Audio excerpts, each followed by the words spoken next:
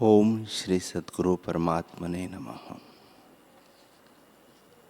श्री योग वशिष्ठ महारामायण निर्वाण प्रकरण सर्ग 219। हे रामचंद्र जी, मंत्री ने जब राजा से सारा वृत्तांत कहा तब राजा ने ऐसे विचारा और वह उद्यत हुआ कि हमने समुद्र पर्यंत दिग्विजय की है और हमारी जय हुई है। अब चैत्य जो दृश्य है उस दृश्य विभूति को देखो। समुद्र के पार द्वीप है, फिर उस समुद्र के पार और द्वीप है, फिर समुद्र है और फिर द्वीप है। इसी प्रकार 7 द्वीप और 7 समुद्र है, पर उनके आगे क्या है। इस प्रकार सब दृश्य देखने की इच्छा करके उन्होंने अग्नि देवता का आवाहन किया। उनकी हृदय भावना से अग्नि देवता सम्मुख आकर स्थित हुए और बोले, हे राजन, जो कुछ तुमको कामना हो सो मांगो। राजा ने कहा, हे भगवान, ईश्वर की माया से पंचभौतिक दृश्य में जो प्राणी है उनको देखने की मेरी इच्छा है, उसे पूर्ण करो। हे देव, अब हम इसी शरीर से दृश्य देखने जावे और जब यह शरीर न चल सके तब मंत्र सत्ता से जावे, पर जहाँ मंत्र की भी गति नहीं वह सिद्धि से जावे, और जहाँ सिद्धि की भी गति नहीं वह मन के वेग से जावे, और मृतक भी न हो, यह वर हमको दो। हे रामचंद्र जी, जब इस प्रकार राजा ने कहा तब अग्नि देवता ने कहा कि ऐसा ही होगा। यूं कहकर अग्नि अंतर्धान हो गए। जैसे समुद्र से तरंग उठकर फिर लय हो जाती है, वैसे ही अग्नि अंतर्धान हो गए। जब राजा विपश्चित वर पाकर चलने को उद्यत हुआ तब जितने मंत्री और मित्र थे वे रोने लगे और बोले, हे राजन, तुमने यह क्या निश्चय किया है। ईश्वर की माया का अंत किसी ने नहीं पाया, इससे तुम अपने स्थान को चलो। यह क्या तुमने निश्चय किया है। हे रामचंद्र जी, इस प्रकार मंत्री कहते रहे, परंतु राजा ने उनको आज्ञा देकर एक दिशा के समुद्र में प्रवेश किया। यो चारों दिशाओं में चारों राजाओं ने गमन किया। तब जो बड़े बड़े शक्तिशाली मंत्री थे वे साथ ही चले। तब राजा मंत्र शक्ति से समुद्र को लांघ गया, कहीं पृथ्वी पर चला और कहीं ऊंचे चला। इसी प्रकार और द्वीप में जाकर निकला। तब बड़ा समुद्र आया, उसमें प्रवेश कर गया। उसमें बड़े तरंग उछलते थे और उसका 100 योजन तक विस्तार था, कभी नीचे और कभी ऊपर को जाते थे। हे रामचंद्र जी, ऐसे तरंग उछलते मानो पर्वत उछलते हो। जब वे ऊपर को उछलते तब स्वर्ग तक उछलने लगते, और जब नीचे जाते तब पाताल पर्यंत चलते जान पड़ते। जैसे पानी में तरण फिरता है वैसे ही राजा फिरे। इस प्रकार कष्ट से रहित राजा समुद्र और दिशाओं को लांघ गया, परंतु बीच में जो वृत्तांत हुआ सो भी तुम सुनो। क्षीर समुद्र में एक मत्स्य रहता था, जिसको सब देवता प्रणाम करते थे और जो विष्णु भगवान के मत्स्य अवतार के परिवार में था। जब राजा ने क्षीर समुद्र में प्रवेश किया तब राजा को उसने मुख में डाल लिया, पर राजा मंत्र के बल से उसके मुख से निकल गया। आगे फिर एक मत्स्य मिला, उसने भी उसे मुख में डाल लिया, पर उससे भी वह निकल गया। फिर आगे पिशाचों का देश था। यह राजा को पिशाच ने काम से मोहित किया। फिर उसने दक्ष प्रजापति की कुछ अवज्ञा की, जिससे उन्होंने शाप दिया और राजा वृक्ष हो गया। निदान कुछ काल वृक्ष रहकर फिर छूटा तो एक देश में मेंढक हुआ और 100 वर्षों तक खाई में पड़ा रहा। फिर उससे छूटकर मनुष्य हुआ। तब किसी सिद्ध के शाप से शिला हो गया और 100 वर्षों तक शिला ही रहा। उसके उपरांत अग्नि देवता ने शिला की योनि से छुड़ाया तो फिर वह मनुष्य हुआ। तब उस सिद्ध को आश्चर्य हुआ कि मेरे शाप को दूर करके यह मनुष्य क्यों कर हुआ, यह तो मुझसे भी बड़ा सिद्ध है। ऐसे जानकर उसने उसके साथ मैत्री की। इसी प्रकार दूसरे समुद्रों को भी यह नांगता गया। क्षीर समुद्र, खारी समुद्र और इक्षु रस के समुद्र को नांग कर द्वीपों को नांगता गया। फिर एक अप्सरा पर मोहित हुआ और बहुत काल में वहां से छूटा। फिर एक देश में पक्षी हुआ, बहुत काल तक पक्षी रहकर छूटा तो एक गोपी पिशाचिनी ने बैल बनाकर उसे रखा। तब दूसरे विपश्चित ने बैल विपश्चित को उपदेश करके जगाया। निदान हे रामचंद्र जी, चारों दिशाओं में चारों विपश्चित घूमते फिरे। दक्षिण दिशा का राजा तो पिशाचिनी से मोहित हुआ, इससे उसने बहुत जन्म पाए, और पूर्व का राजा बहता हुआ मच्छ के मुख में चला गया, उसने निकाल दिया, इससे उसने वह अवस्था देखी। उत्तर दिशा का जो राजा हुआ उसने वही अवस्था देखी। पश्चिम दिशा का हेमचू पक्षी की पीठ पर पहुंचा, उसने उसे कुश द्वीप में डाल दिया, इससे उसने भी अनेक अवस्था पाई। हे रामचंद्र जी, एक एक विपश्चित ने भिन्न भिन्न योनियों और अवस्थाओं का अनुभव किया। राम जी ने पूछा, हे भगवान, तुम कहते हो कि विपश्चित एक ही था और उन चारों की संविद भी एक ही थी, आकार भी एक ही सा था, तो भिन्न भिन्न भिन्न रुचि कैसे हुई? जो एक पक्षी हुआ, दूसरा वृक्ष हुआ, और वे वासना के अनुसार अनेक शरीर पाते फिरे।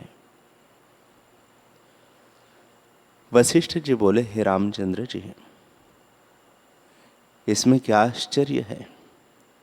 उनकी संविद एक ही थी, परंतु भ्रम से भिन्नता हो जाती है।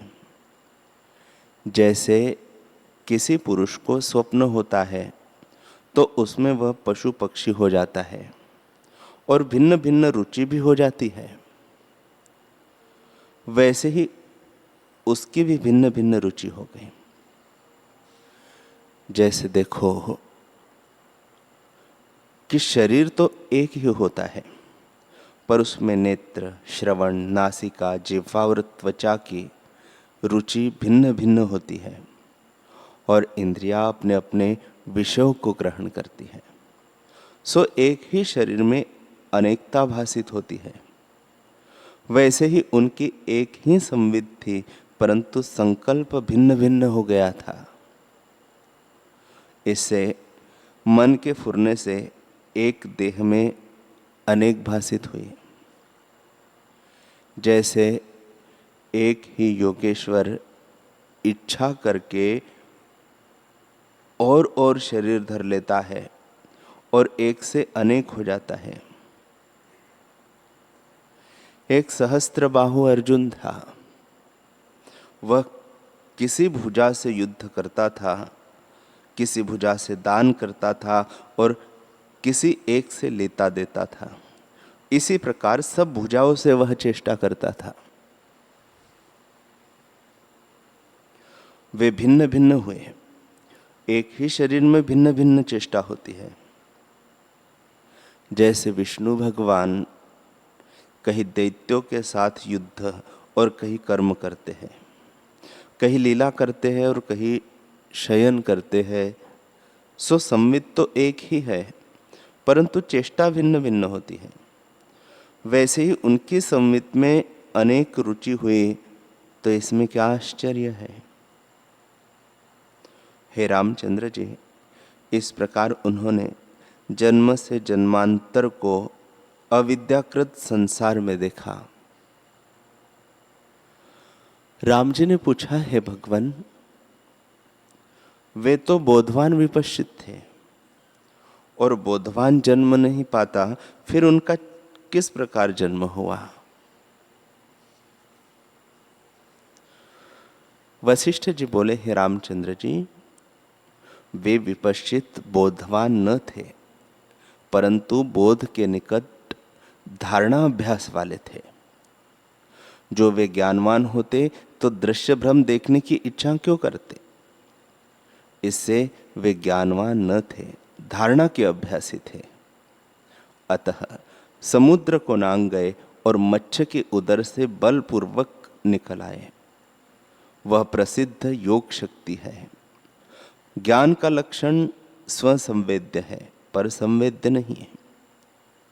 राजा विपश्चित ज्ञानवान न थे, इस कारण देश देशांतर में घूमते रहे और ज्ञान बिना अविद्याकृत संसार में जन्म मरण में भटकते रहे। राम जी ने पूछा, है भगवान, ज्ञानवान योगीश्वरों को भूत भविष्य वर्तमान तीनों कालों का ज्ञान कैसे होता है। ज्ञानी योगी एक देश में स्थित हुआ सर्वत्र कर्मों को कैसे करता है, यह मुझसे आप कहिए। वशिष्ठ जी बोले, हे रामचंद्र जी,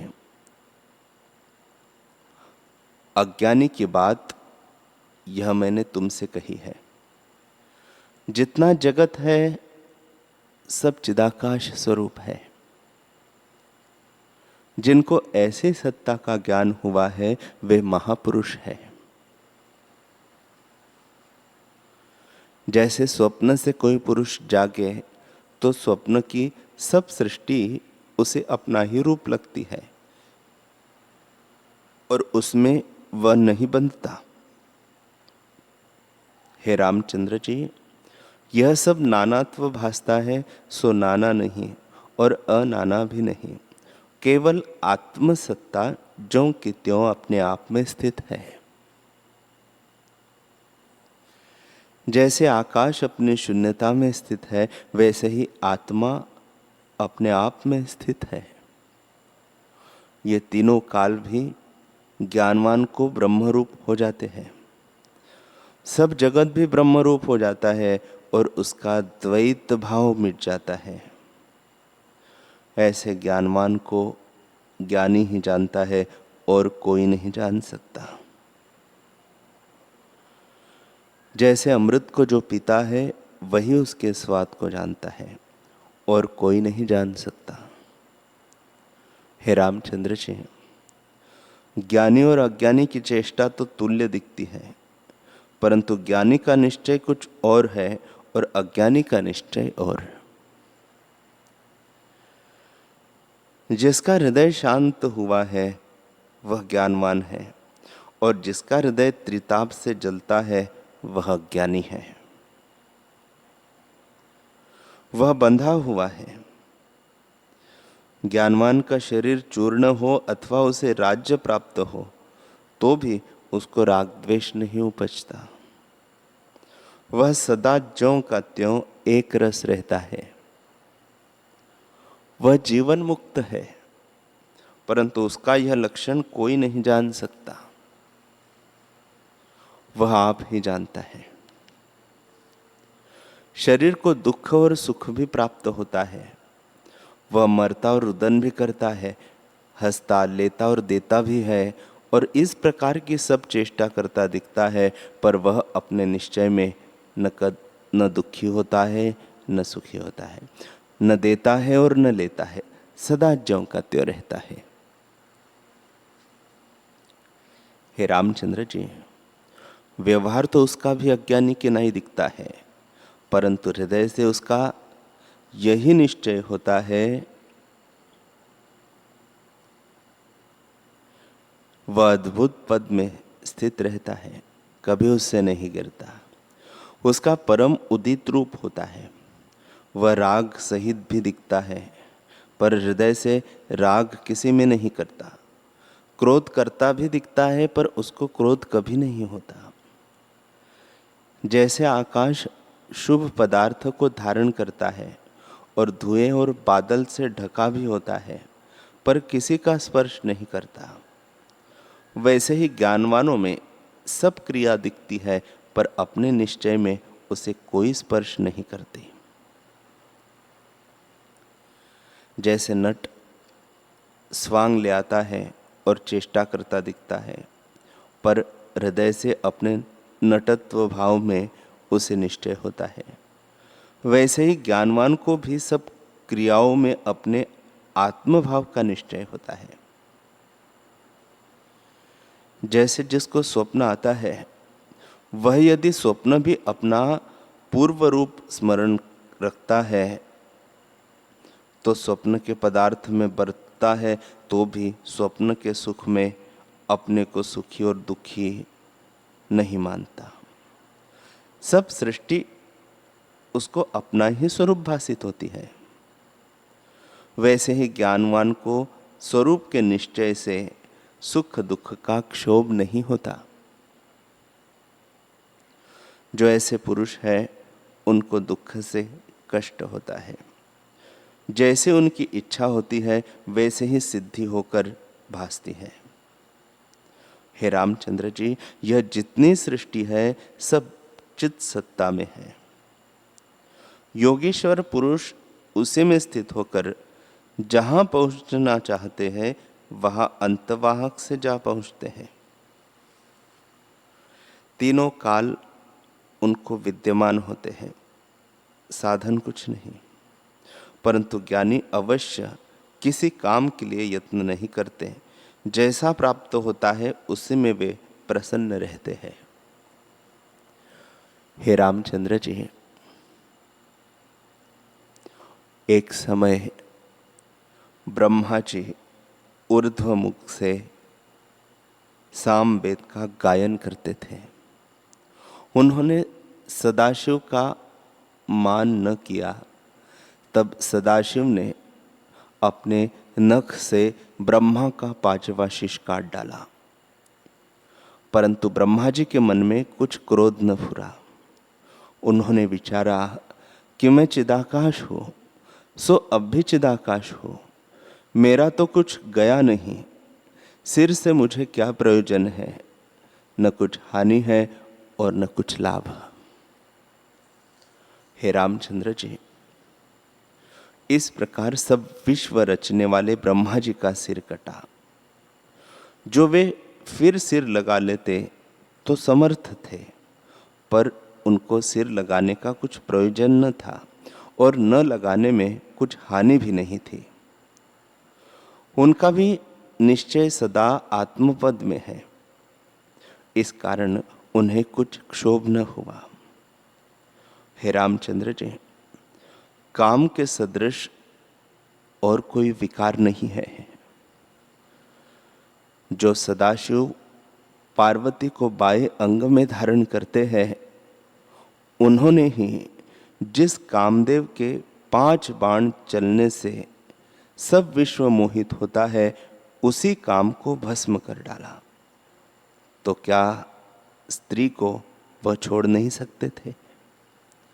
पर उनको राग द्वेष कुछ नहीं है, इस कारण त्याग नहीं करते। त्यागने से उन्हें कुछ अर्थ की सिद्धि नहीं और रखने से कुछ अनर्थ नहीं होता।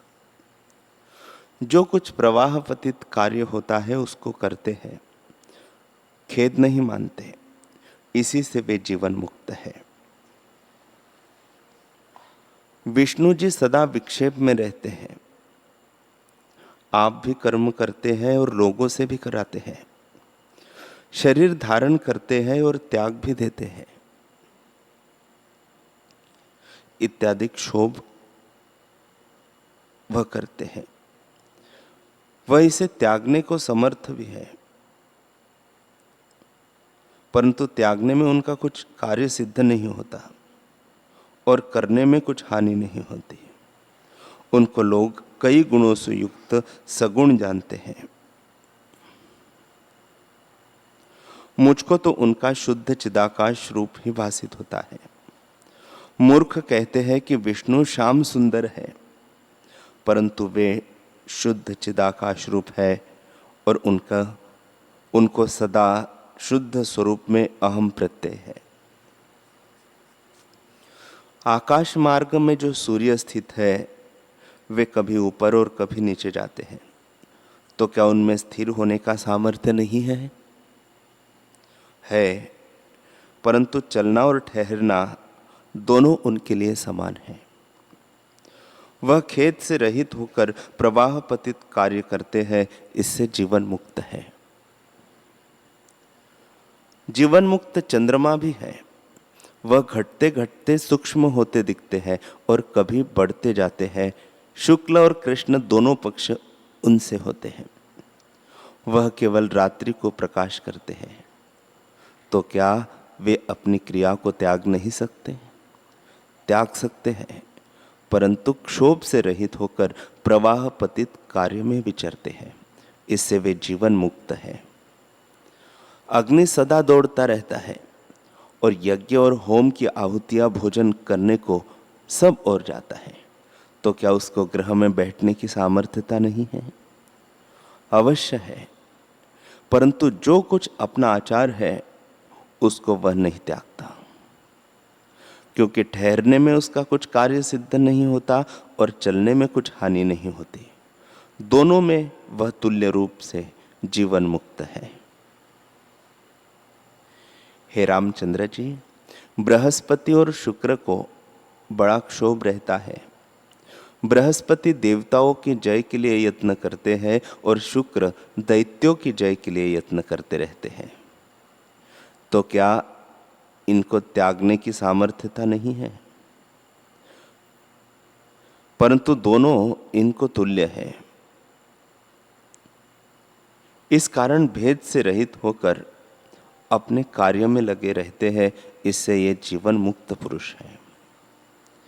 हे रामचंद्र जी, राज्य में बड़े क्षोभ होते हैं, पर राजा जनक आनंद सहित राज्य करते हैं और जीवन मुक्त है।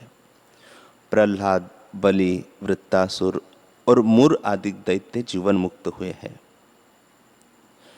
वे समता भाव को लिए खेद से रहित नाना प्रकार की चेष्टा करते और हृदय से शीत और जीवन मुक्त रहे हैं। राजा नल, दिलीप और मानधाता आदि ने भी समता भाव से राज्य किया है, वे भी जीवन मुक्त है। ऐसे ही अनेक राजा हुए हैं, उनमें रागवान भी देखे गए हैं, परंतु हृदय में राग द्वेष से रहित शांत चित्त थे। हे रामचंद्र जी, ज्ञानी और अज्ञानी की चेष्टा तुल्य होती है, परंतु भेद इतना ही है कि ज्ञानी का चित्त शांत और अज्ञानी का चित्त क्षोभ में होता है। अज्ञानी इष्ट की प्राप्ति में हर्षवान होता है और अनिष्ट की प्राप्ति में द्वेष करता है और ग्रहण त्याग की इच्छा से जलता रहता है, क्योंकि उसको संसार सत्य भासित होता है। जिसका चित्त शांत हो गया है उसके भीतर न राग है न द्वेष। स्वाभाविक शरीर की जो प्रारब्ध होता है उसमें उसे कुछ भी अपना अभिमान नहीं होता। उसके निश्चय में सब आकाश रूप है। जगत कुछ बना नहीं, भ्रम मात्र है। जैसे आकाश में नीलिमा भ्रम मात्र है और दूर नहीं होती, वैसे ही यह जगत भ्रम से भासित होता है परंतु है नहीं। जैसे आकाश में नाना प्रकार के तरुवर दिखे, वैसे ही आत्मा में जगत भासित होता है। जैसे काठ की पुतली काठ रूप होती है, वैसे यह जगत भ्रम रूप है। जो कुछ भ्रम से भिन्न भासता है वह सब भविष्य नगर में असत्य है। और जो कुछ तुम्हें देख पड़ता है वह कुछ नहीं, केवल सब कलना से रहित शुद्ध संवित जड़ता बिना मुक्त स्वभाव एक अद्वैत आत्मसत्ता स्थित है। वह केवल आकाश रूप है, उसमें जगत भी वही रूप है। वह पाषाण की शिला सदृश ठोस और मौन है। तुम भी उसी रूप में स्थित हो जाओ।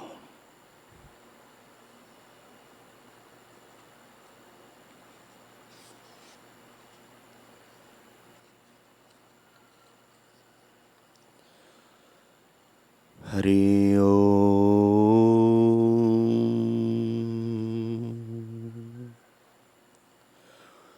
हरि ओम।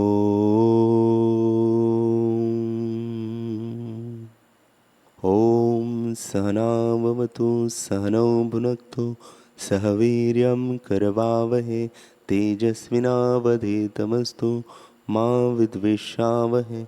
ओम शांति शांति शांति। श्री सद्गुरुदेव भगवान की जय।